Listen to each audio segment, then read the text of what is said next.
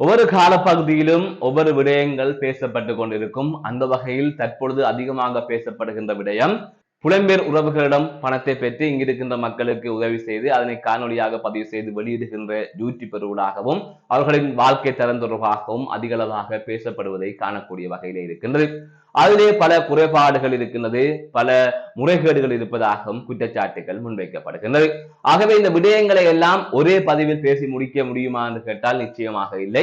அந்த வகையில் இது தொடர்பாக பல பதிவுகளை வெளியிடுவதற்கு நான் தீர்மானித்திருக்கின்றேன். அந்த வகையில் ஒவ்வொரு விடயமாக நான் பேசலாம் என்று நினைக்கின்றேன். எனவே அனைத்து விடயங்களையும் நீங்கள் பார்க்கின்ற போதுதான் இது தொடர்பான முழுமையான ஒரு தகவலை அல்லது முழுமையான ஒரு புரிதலை நீங்கள் பெற்றுக்கொள்ள முடியும் என்று நான் நம்புகின்றேன்.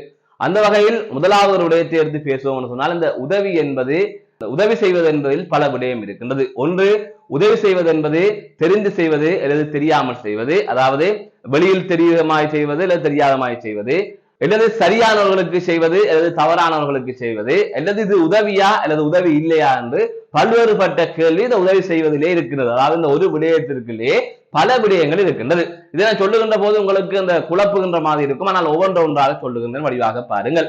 முதலாவது, உதவி செய்வது எப்படி? ஒருத்தருக்கு ஒரு உதவி நாங்கள் செய்ய வேண்டும் என்று சொன்னால் அல்லது செய்கின்றோம் என்று சொன்னால் ஒரு கைக்கு கொடுப்பது மறு கைக்கு தெரியக்கூடாதுன்னு சொல்லுவார்கள். அந்த வகையில் அவர்களது கௌரவம் பாதிக்கப்படாத வகையில் ஒரு உதவியை செய்ய வேண்டும்.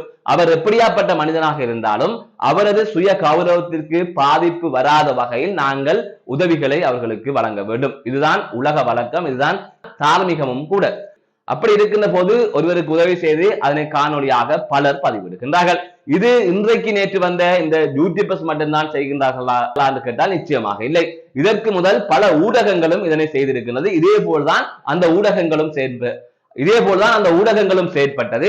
அப்போது ஏன் இது தொடர்பாக பேசவில்லை, ஊடகங்கள் செய்கின்ற போதே அமைதியாக இருந்தீர்கள் என்ற கேள்வியையும் சில யூடியூபர் சார்பாக பேசுகின்றவர்கள் கூறுகின்றார்கள்.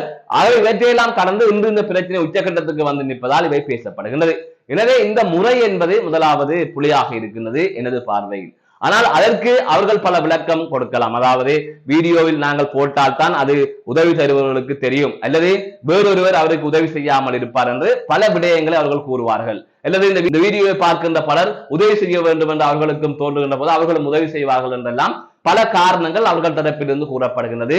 ஆனால் அதையெல்லாம் சரியான விடயம் என்று கூறிக்கொள்ள முடியாது. காரணம், முதலாவது, ஒருத்தனுக்கு உதவி செய்கின்ற போது அவனது சுய கௌரவம் பாதிப்படையாத மாதிரியாக இருக்க வேண்டும் என்பதுதான் எனது கருத்து, என்னை போன்ற பலரது கருத்தாக இருக்கின்றது. இது முதலாவது. இரண்டாவது, யாருக்கு உதவி செய்ய வேண்டும் என்கின்ற விடயம் ஒன்று இருக்கின்றது. இரண்டாவது, யாருக்கு உதவி செய்ய வேண்டும் என்கின்ற ஒரு கேள்வி இருக்கின்றது. உண்மையில் இன்று பல யூடியூபர்ஸ் போடுகின்ற வீடியோக்களிலே பார்க்கின்ற போது, வெளிநாடு செல்வதற்காக கடன் பட்டேன், கஷ்டத்தில் இருக்கின்றேன், அவர்களுக்கு உதவி.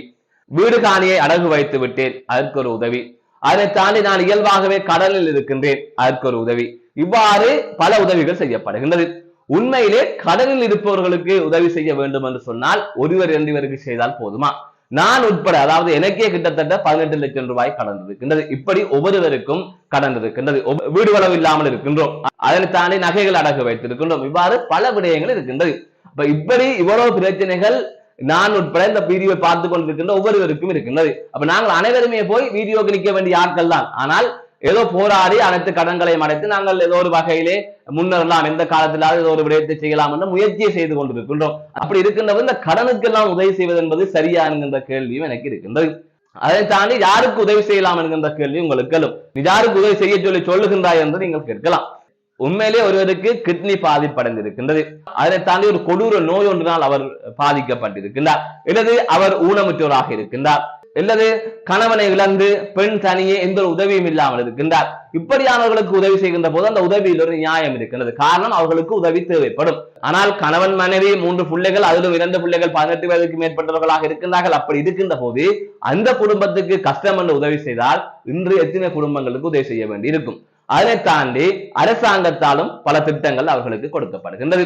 சமுத்தி கொடுக்கப்படுகின்றது, நலன்புரி நன்மைகள் கொடுக்கப்படுகின்றது, அதை தவிர வாழ்வாதாரம் கொடுக்கப்படுகிறது. இப்படி எத்தனையோ விடயங்கள் இங்கே கொடுக்கப்பட்டு கொண்டுதான் இருக்கின்றது. ஆனால் முயற்சி செய்யாமல் இருக்கின்றவர்களை அப்படியே வைத்து சாப்பாடு போடுகின்ற வேலையை இந்த சமூகம் செய்து கொண்டிருக்கின்றது. இன்று ஒரு வேலைக்கு யாரையுமே பிடிக்க இயலாத ஒரு சூழல் தான் இந்த சமூகத்திலே இருக்கின்றது. ஆகவே இந்த உதவியால் பல பேரை நாங்கள் முடக்கி வைத்திருக்கின்றோம். அவர்களை வேலை செய்ய விடாமல் அவர்கள் குடித்துக் கொண்டு இந்த ஆளுடைய உதவி வாங்கிக் கொண்டு தெரியலாம் என்று இருக்கின்ற குடும்பங்கள், பல குடும்பங்கள் இங்கு இருக்கின்றது.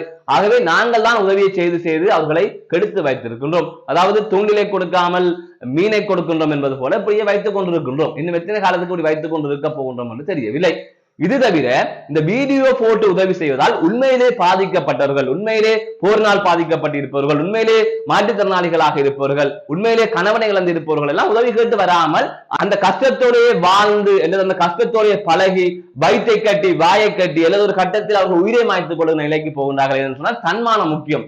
ஒரு உதவி கேட்டு போனால் வீடியோ எடுத்து போடுவார்கள். அப்படி இருக்கின்ற போது எங்கள் தன்மானம் பாதிக்கப்படுவது பொறுமையாக இருக்கின்ற எத்தனையோ குடும்பங்கள் இன்று வரை இருக்கின்றது. அதனால் இந்த வீடியோ எடுத்து போடுவதால் அதுவும் பாதிக்கப்படுகின்றது.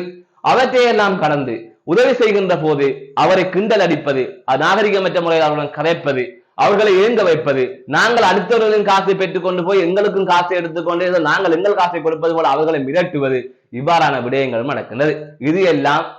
இதெல்லாம் அநீதியின் உச்சம். இதற்கு எத்தனையோ விளக்கங்களை பக்கம் பக்கமாக கொடுக்கலாம். ஒரு கொலைகாரனுக்கும் ஒரு பெண்ணை துஷ்பிரயோகத்துக்கு உட்படுத்தினவனுக்கும் போதைப் பொருள் விற்பவனுக்கும் இவ்வாறு பலருக்கும் அவர்கள் தரப்பில் பல விளக்கங்கள் இருக்கும். அதற்காக அதெல்லாம் நியாயம் என்று ஆகிவிடாது.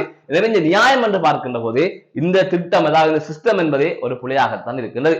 இவற்றை கடந்து உண்மையிலே உதவி செய்கின்றவர்கள், அதாவது இங்கு உதவியை பெற்றுக் கொடுக்கின்ற யூடியூபத்தை போல சொல்ல முடியாது. காரணம் அவர்கள் கொடுக்கின்றவர்கள் தான் இவர்கள் அதை செய்கின்றார்கள்.